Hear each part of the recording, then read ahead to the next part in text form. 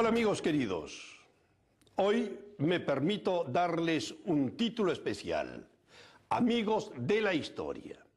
porque lo que van a ver en este tiempo, este conjunto de paneles que ven atrás mío, se refieren precisamente a la historia. Y sobre ella vamos a hablar hoy y otros días más, como para que ustedes puedan ir viendo algunas cosas que ya saben, pero que vistas de un modo más ordenado pueden resultar, pienso yo, muy interesantes.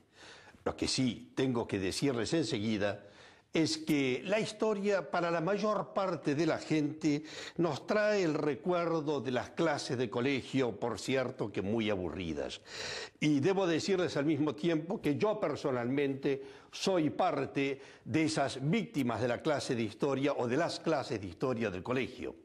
Y es por eso que a medida que fue pasando la vida y que me encontré con distintas formas de pedagogías, en un momento dado me pareció que podía ser muy útil algo que a mí me había faltado muchísimo, que es la gran visión de conjunto de toda la historia. Y es así como poco a poco, a lo largo de los años, he podido ir elaborando como un gran esquema, como una forma concreta y visual de llegar a tener en un libro de uso manual una gran visión, un conjunto de escritos, una cronología, si ustedes quieren, sobre la historia y más concretamente sobre la historia del cristianismo. Naturalmente, como sacerdote, ese tema me parecía realmente fundamental. Y a ese propósito, yo diría que el título que podemos dar a esta serie de pequeños programas y segmentos sobre la historia, es el título, por ejemplo, de la historia del cristianismo.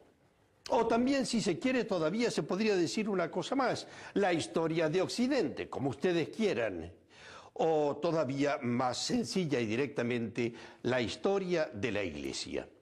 Y a este propósito debo decir que hay una cosa que me parece importante señalar. Y aquí me refiero a lo que dijo Juan Pablo II, este hombre tan particular y tan apasionado por el tema de Jesucristo y de la historia,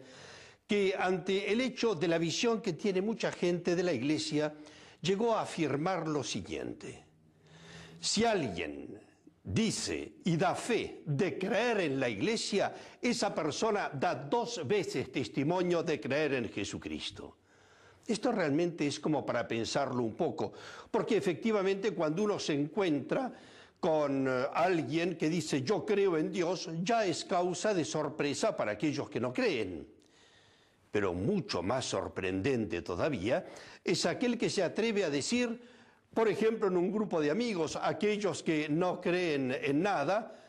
aquel que dice yo creo en la Iglesia, ese causa un estupor todavía mayor. Amigos míos, yo les propongo que esta visión que vamos a ir viendo en los próximos días del conjunto de la historia de la Iglesia nos sirva también de presentación de la Iglesia misma,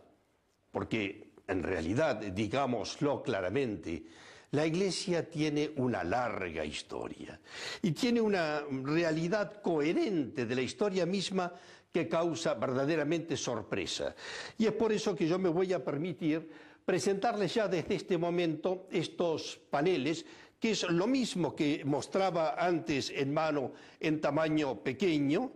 y ahora lo podemos ver también